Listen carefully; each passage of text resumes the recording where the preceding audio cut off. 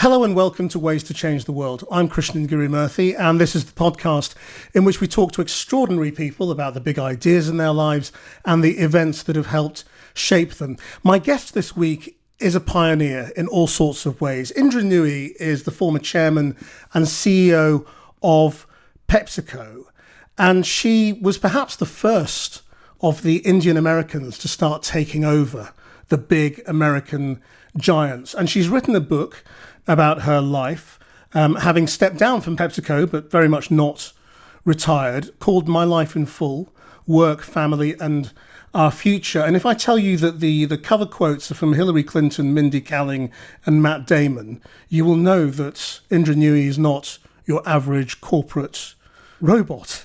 So welcome to the podcast, Indra. And I mean, this is a really interesting book because it's not the one you set out to write. True. First of all, Krishnan, thank you for having me on your show. And I've heard so much about you and your show, and you're a bit of a legend in the media world in the UK. So it's wonderful to chat with you. Clearly, I didn't set out to write a memoir. I was much more focused on answering the questions that people posed to me when I was a CEO and when I stepped down. And they were, how did you manage to get to be CEO and still stay married and have kids? Do you have a manual about how we can do it? And then as I chaired Reopen Connecticut and saw the debilitating effects of the pandemic on young families who had children, and the fact that we had no childcare and we provided no support systems for them to be able to manage their families and keep their critical jobs during the pandemic, it occurred to me that people like me who've been in positions of power, who have a voice, who have a platform, ought to be talking about what we need to do to support these families and young family builders and people who want to ascend careers. And I started to write policy papers. Then I was told nobody reads policy papers and gets excited about it. So Indra, you better inform what you want to say through the story of your life. So this book you're holding is the story of my life, which informs policy related to work, family, and how we integrate the two in our future. That's really what it is. And having been through corporate America, you're very clear that things have to change quite dramatically. I think we've been talking about the need for dramatic change forever. And for some reason, the talk and the action, the say-do loop is completely broken. And let me talk about it. If I go back just the last 5 years, let's not even go back a decade or so. Let's just go back the last 5 years. And let's take the entire gamut of the workforce. As you look at all the white-collar jobs, half the population out there with getting college degrees are women. And in fact, the most recent studies say that women are getting more college degrees than men. Their grades are better than the men. And they're hungry. They want the power of the purse. They want economic freedom. Yet if you look at all of these jobs, outside of the entry level, somewhere along the trip to the top, they drop out. And as you get to the top, there's hardly anybody there. And so you sit there and go, what's wrong with the pipeline? Why is it broken in the second or third level of the corporate pyramid? So that's on one side. On the other side, if you look at the people who are non-diploma holders, the people who care, who clean, who serve, the people who do all the work, really to enable a good life for everybody else, they're disproportionately women. And these are jobs that are tough jobs that have no flexibility, but jobs that guarantee us our quality of life. And I look at those people and say, none of them have a support system to really have families and still do the vital work needed for us to keep society going. And the pandemic showed that in spades. They have no care infrastructure, care for their kids, care for their aging parents. They're left to fend for themselves and work in jobs that pay terrible wages. And so I think we've come to a point where we've got to address the wage issues for the blue collar workers, the terrible wages that are paid for critical jobs like caregiving. And then for people who are working in offices and want to ascend to the top, the terrible pay inequity that exists between them and men. But then overall, we've got to talk about this care infrastructure to support them, because if we don't do that, we're going to have large groups of women dropping out of the workforce. And we saw that post-pandemic. Over 2 million women in the United States alone have dropped out of the workforce. And that's going to have devastating consequences for all the critical jobs that we need done to keep the economy going. The book is a fascinating account of your own family life, the support you had from your own parents and in-laws. And I just wonder, whether we should go back to the beginnings, to the origins, to see how important your Indian origins and Indian values, born in a Brahmin family in Chennai, how important was that to how you've seen family through your life? Well, I was lucky to be born into a family which basically believed that women and men should be given equal opportunities. We were never held back because of our gender. In our family, it was like my mother's spunk, my daddy's support, and my grandfather's coaching and mentoring worked as a wonderful trifecta, because my mother is one of the spunkiest ladies that I've ever met in the world. We were always encouraged to do the best we could, soar, dream big. You can be anything you want. That was on one side. On the other side, society would force my mother to say, you've got to get your daughters married off at age 18. That's the expectation of society. So my mother lived in this duality of one foot on the brake, one foot on the accelerator. But my father and my grandfather made sure the foot on the accelerator was heavier than the foot on the brake. So this wonderful combination of support at home caused us to do whatever we wanted. I mean, look at my life. I mean, I played cricket in a women's cricket team. I started the first women's rock group in Madras. This is unheard of. And remember, Krishnan, let's put me in context. I was born 8 years after India got independence. 8 years after India got independence. Long, long time ago. Women were just barely emerging onto the scene. And here I was breaking every rule of society and being allowed to do that. And how much of that duality did you have to wrestle with yourself when you first went to America? I mean, you graduated. I'm sort of speeding the story up a little bit, I suppose, just because we've got limited time. But you graduated and went to America to study further and then to begin your career. So you didn't have all of that family support in America with you at the beginning when you were just starting out. How difficult was that? And how much did you have to wrestle with the values that you were of the country you had adopted and the one you had left? The US was a very, very welcoming place. I was a little awkward in the early days because I didn't know what to eat. I was a vegetarian, didn't know what to eat, didn't know how to dress. So all of those social issues, felt a little difficult to handle. But then I adapted to those. But in terms of mentorship, support, friendship, there cannot be a better environment than the one that I was in, whether it was at Yale or in the United States. So many mentors, so many supporters pulled me up when I didn't do so well, coached me, developed me. But remember, I was in a world where I was perhaps the only woman. There were hardly any women in the corporate world when I was ascending. So I felt a little like a fish out of water, but I'll be honest with you, most of the men made up for it by making me feel more included. And certainly the only Indian woman, I suppose, in that kind of world. I mean, how American did you have to become? Were you able to wear a sari at work? In the very early days, I did, because I didn't have any other clothes. But then, you've got to understand that it's okay to stand out, but it's also okay to blend in. So I kept a lot of my values. I'm still a vegetarian. I don't smoke. I don't drink. And, I kept all my Indian values because that's all I know. And I can't give those up.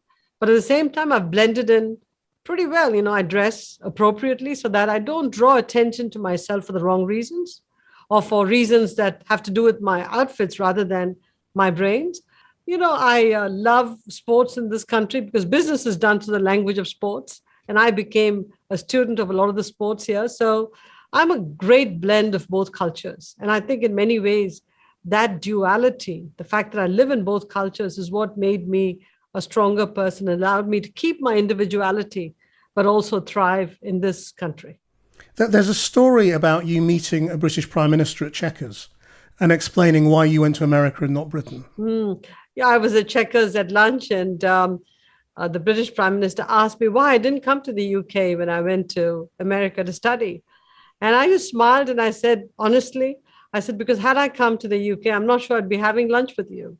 Because, by implication, what I was saying was that the US was very welcoming of people like me. I would view the US as an incredible meritocracy.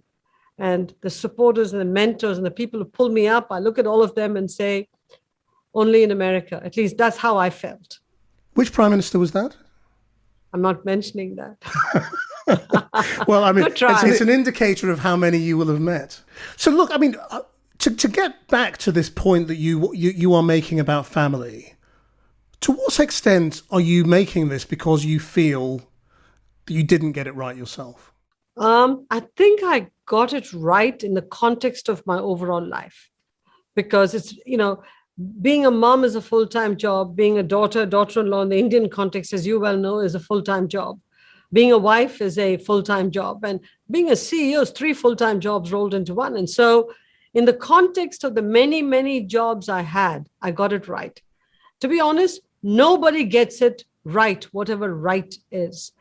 People who give up their careers to stay home feel terribly resentful later on that they didn't keep their careers going. People who work, struggle with the trade-offs they have to make. So the very word trade-off implies guilt, implies some angst and heartburn. So that's okay.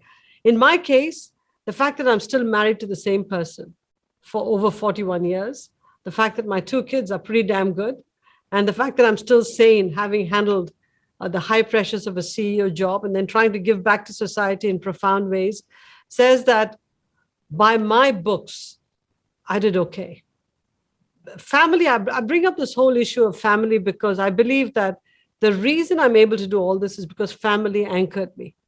Family provided me a very strong emotional base and support for me to be able to do whatever I wanted.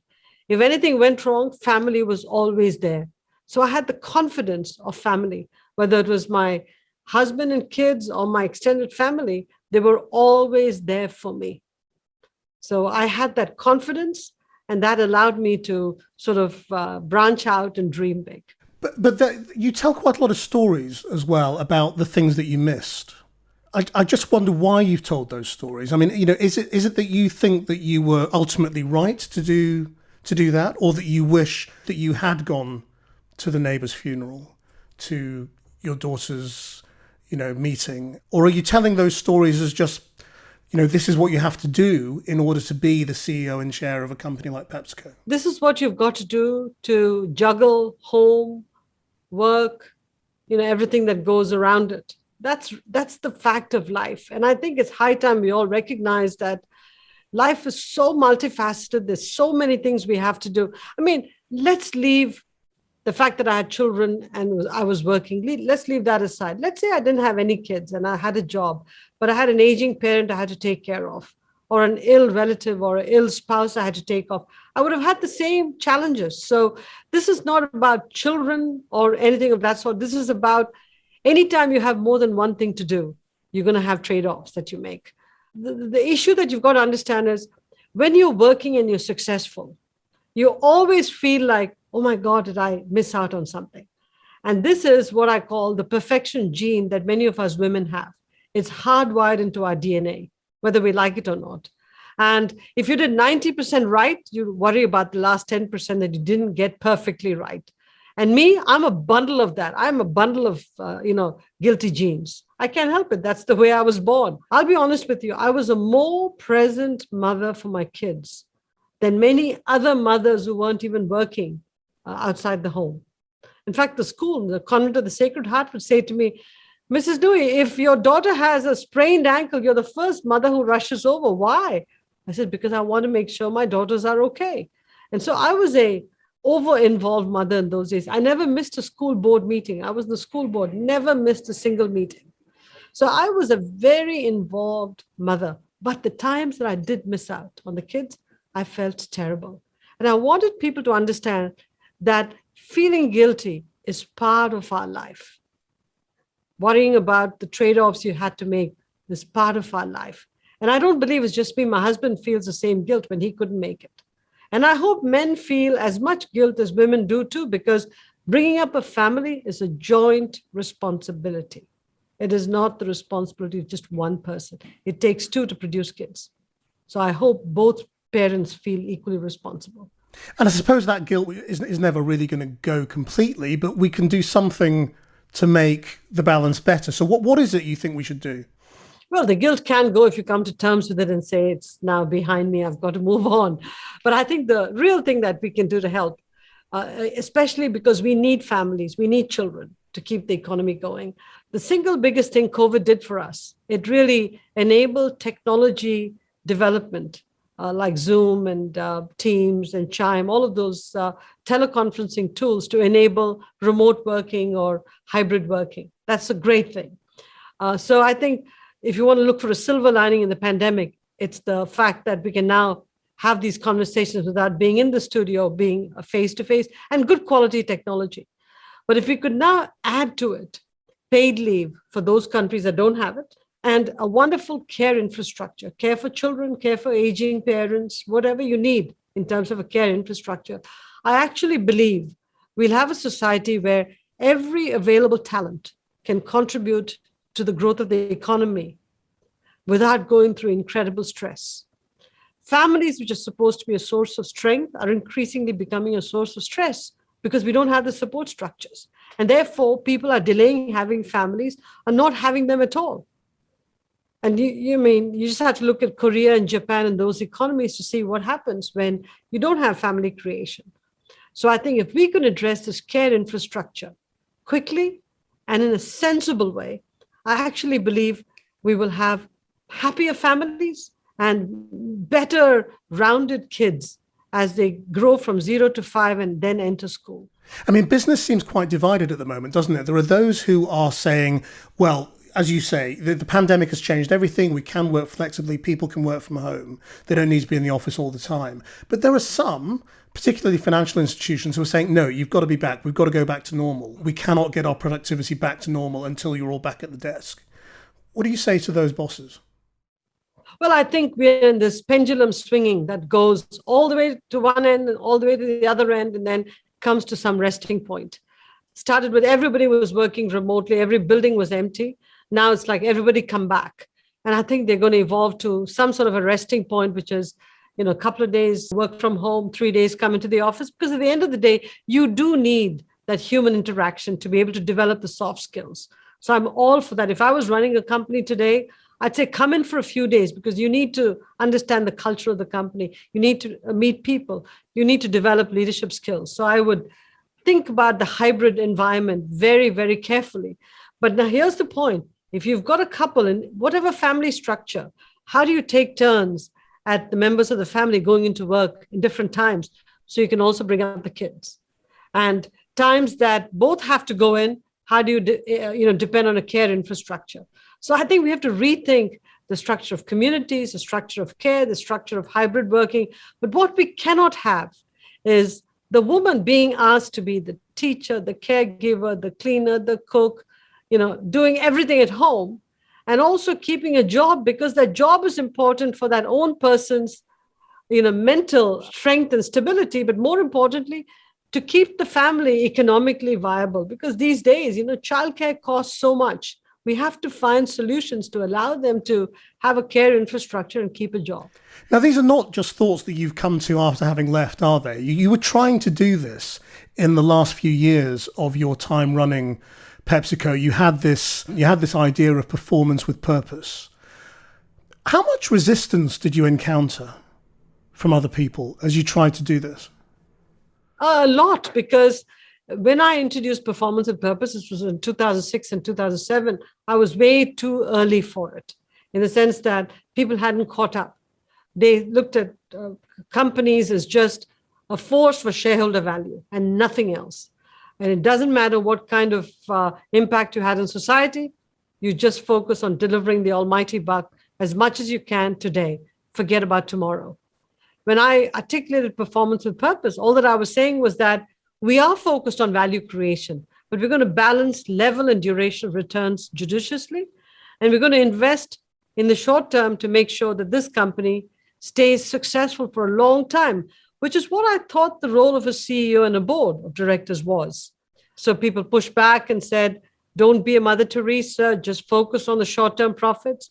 In spite of the fact that every one of them had changed their habits and their living methods in their own personal life. Somehow they felt we shouldn't change as a company. Fast forward a decade, 12 years later, everybody's talking about it now. ESG metrics, purpose, the BRT statement, the Business Roundtable statement here that companies ought to be looking at their impact on society generally. the debate and the dialogue has changed. So the times have changed. And those days they said that I was trying to be Mother Teresa. Today they say I was prescient. I thought CEOs were supposed to be prescient. I thought CEOs were supposed to think about things future back. But for some reason, it was tough those days. But let me come to the employee part that you talked about, which is the most important thing. We put in on-site and near-site childcare in a lot of PepsiCo facilities. We provided family-friendly policies, maternity care, paternity care, flexible work hours. We did as much as we could to allow employees to have a family and come to work. Because in our mind, we didn't look at an employee as a tool of the trade. We looked at them as an asset, a person that came with a family, a community, everything with them. So to bring the best and the brightest, we had to look at them holistically. That's the way we approached it. And are you able to extend that from the corporate center to the bottling plant, to the supply chain, to the farmer in Indonesia? Everything can't be done at the same time. It has to be done judiciously. I mentioned in the book that I wish I'd stuck around even more years, although I'd stuck around way too long. 12 years is a long time to be CEO. Had I stayed around more years, I'd have made sure that it had trickled down to all of our manufacturing plants.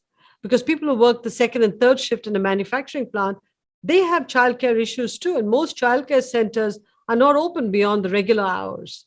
So we had to think through all of these unusual care equations for those people. And so I didn't complete the job, but I started the job. I took it far enough. All of the employee-friendly policies are still in existence, but there's still work to do.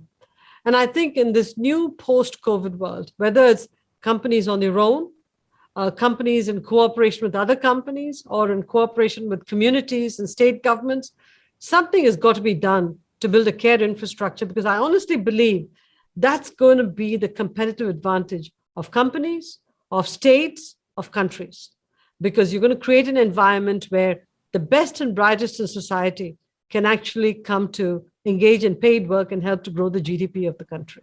I suppose some people, though, might be throwing their hands up in horror and going, well, okay, fine, we've got this agenda of making our workplace a bit more family friendly.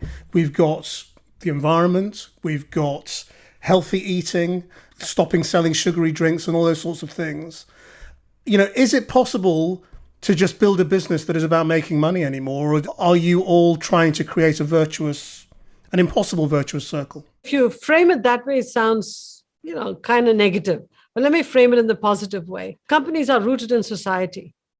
Many companies are little republics. PepsiCo was the 37th largest republic in the world.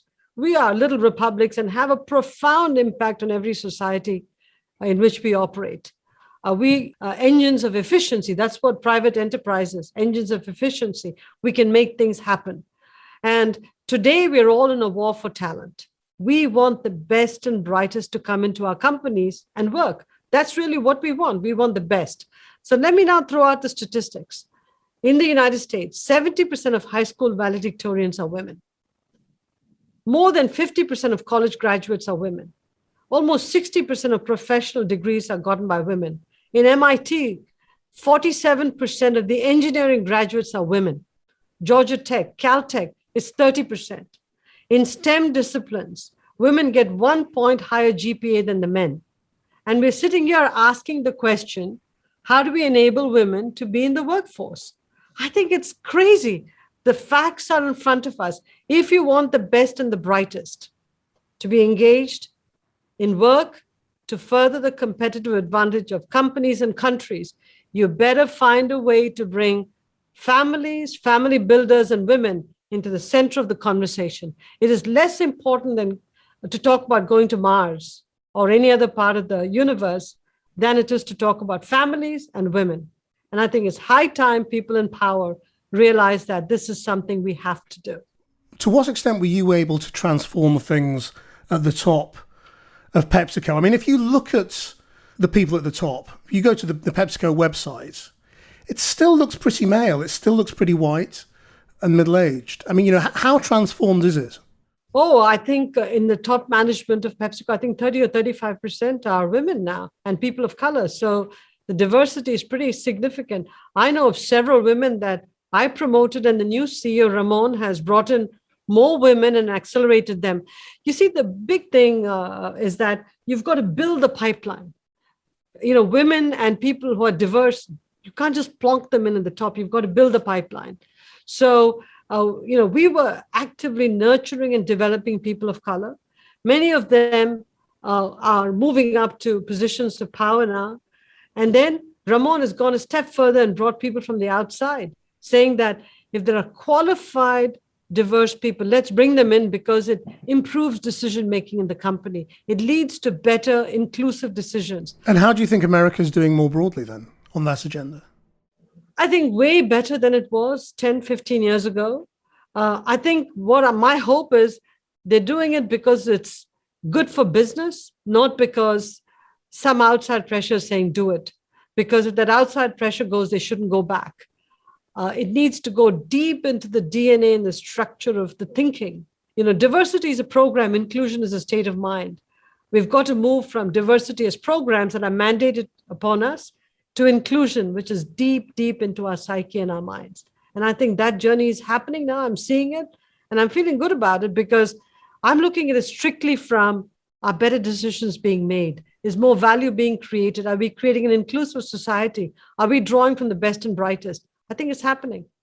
I mentioned earlier that you're really the first of a breed of Indian American taking over corporate America. There are Indians leading some of the biggest businesses in America. And I wondered whether you feel you have a lot in common with them or not. I mean, because most of them are men. Yeah, I think yes, there are commonalities and there are differences. Almost all of the people who are in CEO jobs today who are Indian American grew up in India and then came here for their postgraduate degree and then became CEOs. So we share that commonality in that we all have a shared heritage. The difference is that they're in the tech world where many of them have engineering pedigrees and then PhDs from phenomenal engineering schools that, has many more people who are Asian and can, who look like them and they can rise to the top.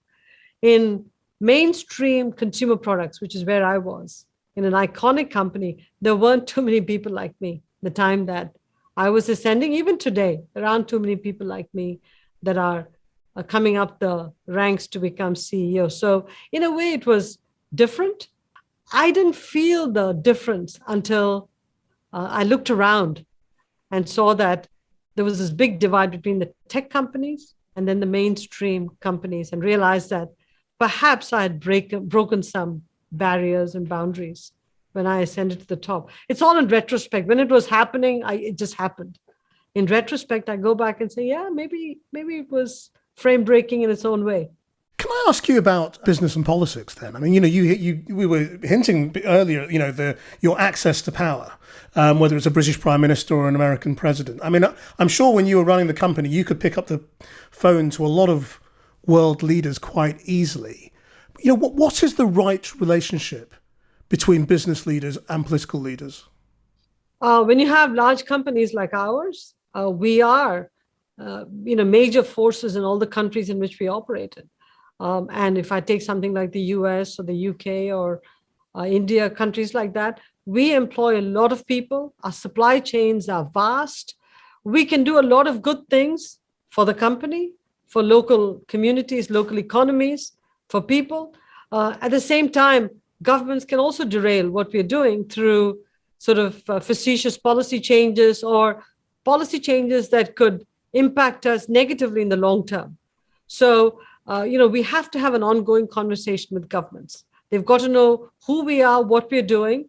And if societal trends have changed in that country, we have to change with that. We have to demonstrate through dialogue with governments that we are in fact changing. And that's the constant dialogue we'd have with many, many, many world leaders. The biggest discussion we'd have with them is on agriculture, because agriculture is the root of so many developing and emerging markets. And they wanted to make sure we were doing the right things to help farmers make a living, buying the crops, making sure during periods when the monsoon failed, we were still providing support programs for farmers.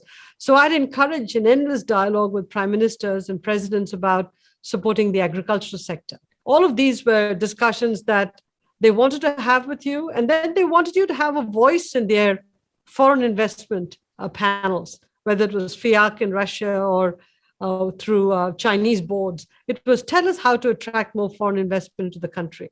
What are we doing right? What are we doing wrong?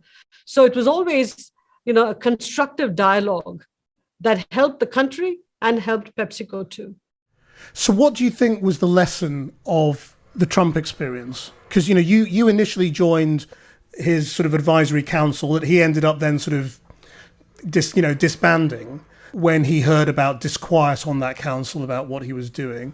What is the lesson of dealing with a leader like that? We deal with everybody in positions of power. Any country, whoever's elected a leader or a prime minister or whatever, or appointed leader or prime minister, that's who we work with. And, we work constructively with them, as we did with every president of the United States, at least the ones that I was involved in. We had a constructive relationship. And, when the situation changed and the committee was dissolved, it was dissolved. But, once elections are over, once appointments are over, they are our leaders and we work with them. And does that mean that you cannot be political yourself? Do you just have to work with anybody? What was your own approach towards politics? Did you try and stay neutral, or, do you have a political philosophy? I think politics is personal. And once you have a leader, I have enormous respect and reverence, I should say, for that position. And so every leader that I've encountered, I've worked with the utmost respect with them. And if you could wave a magic wand or change the world in any way, what would it be? It would be wonderful to see the men in power bring to the center of the conversation families, family builders, women into the future of work. And if they did that, and men hold most of the positions of power, many men are already talking about it, but if it became one of the central discussions that links to competitiveness of companies and states and countries, I think we'll see action on this care infrastructure much faster than the current trajectory. Indra, Nooyi, thank you very much indeed for sharing your ways to change the world and an amazing story of your own success and the lessons from it. Pleasure, Krishnan. It was wonderful to chat with you. Our producer is Rachel Evans. Until next time, bye-bye.